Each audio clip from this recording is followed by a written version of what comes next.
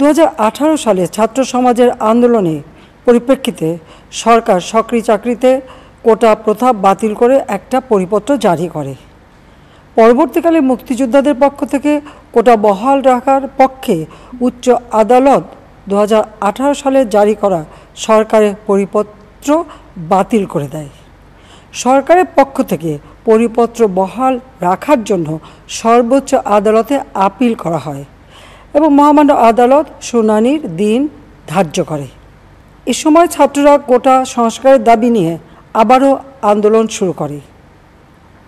এই আন্দোলনের শুরু থেকেই সরকার যথেষ্ট ধৈর্য ও সহনশীলতা প্রদর্শন করেছে, বরং আন্দোলনকারীদের নিরাপত্তা নিশ্চিত করার ক্ষেত্রে পুলিশ সহযোগিতা করে। মহামান্য রাষ্ট্রপতির কাছে যখন আন্দোলনকারীরা স্মারকলিপি প্রদান করার ইচ্ছা প্রকাশ করে, সেক্ষেত্রে তাদের সুযোগ করে দেওয়া হয় এবং নিরাপত্তারও ব্যবস্থা নেওয়া হয়। অত্যন্ত পরিতাপের বিষয় হলো কিছু মহল এই আন্দোলনের সুযোগটা নিয়ে অনাকাঙ্ক্ষিত উচ্চাবিলাস চরিতার্থ করার সুযোগ নিয়ে সন্ত্রাসী কর্মকাণ্ডে লিপ্ত হয়। এর ফলে এই কোমলমতি শিক্ষার্থীদের আন্দোলনকে ঘিরে যে সকল ঘটনা ঘটেছে তা খুবই বেদনাদায়ক ও দুঃখজনক। অহেতুক কতগুলি মূল্যবান জীবন ঝরে গেল। আপনজন হারাবার বেদনা যে কত কষ্টের তা আমার থেকে আর কে বেশি জানে। যারা মৃত্যুবরণ করেছে তাদের আত্মার মাগফিরাত কামনা করছি। পরিবারের সদস্যদের প্রতি গভীর সমবেদনা জানাচ্ছি। আমি প্রতিটি হত্যাকাণ্ডের নিন্দা জানাই। যে সকল ঘটনা ঘটেছে তা কখনোই কাম্য ছিল না। চট্টগ্রামে সন্ত্রাসীরা বহুতল ভবনের ছাদ থেকে ছাত্রদের হত্যার উদ্দেশ্যে নির্মমভাবে নিচে ছুঁড়ে ফেলে দিয়েছে। অনেক ছাত্রের হাত পায়ের রগ কেটে দেয়, তাদের উপর লাঠি পেটা ও ধারালো অস্ত্র দ্বারা আঘাত করে। একজন মৃত্যুবরণ করেছে, অনেকে মৃত্যুর সাথে পাঞ্জা লড়ছে।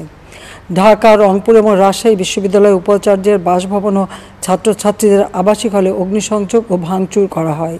সাধারণ পথচারী, দোকানিদের আক্রমণ, এমনকি রোগীবাহী অ্যাম্বুলেন্স চলাচলে বাধা প্রদান করা হয়। মেয়েদের হলে ছাত্রীদের উপর আক্রমণ করা হয়েছে এবং লাঞ্ছিত করা হচ্ছে। আবাসিক হলে প্রবোজদের হুমকি দেওয়া হয় এবং আক্রমণ করা হয়েছে। শিক্ষকদের উপর চড়াও হয়ে তাদের গায়ে হাত তোলা হয়েছে। আমি বিশ্বাস করি যারা কোটা সংস্কার আন্দোলনে জড়িত তাদের সাথে এই সকল সন্ত্রাসীদের কোনো সম্পর্ক নেই, বরং সন্ত্রাসীরা এদের মধ্যে ঢুকে সংঘাত ও নৈরাজ্যকর পরিস্থিতির সৃষ্টি করছে। এই ধরনের ঘটনার সঙ্গে যারা জড়িত তাদের চিহ্নিত করে উপযুক্ত শাস্তির ব্যবস্থা করা হবে।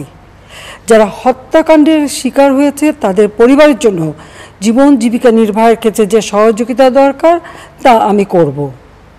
আমি দ্ব্যর্থহীনভাবে ঘোষণা করছি, যারা হত্যাকাণ্ড, লুটপাট ও সন্ত্রাসী কর্মকাণ্ড চালিয়েছে, এরা যেই হোক না কেন, তারা যেন উপযুক্ত শাস্তি পায় সে ব্যবস্থা নেওয়া হবে। আমি আরও ঘোষণা করছি, হত্যাকাণ্ড সহ যে সকল অনভিপ্রেত ঘটনা ঘটেছে সুষ্ঠু ও ন্যায় বিচারের সাথে সে সকল বিষয়ে বিচার বিভাগীয় তদন্ত করা হবে।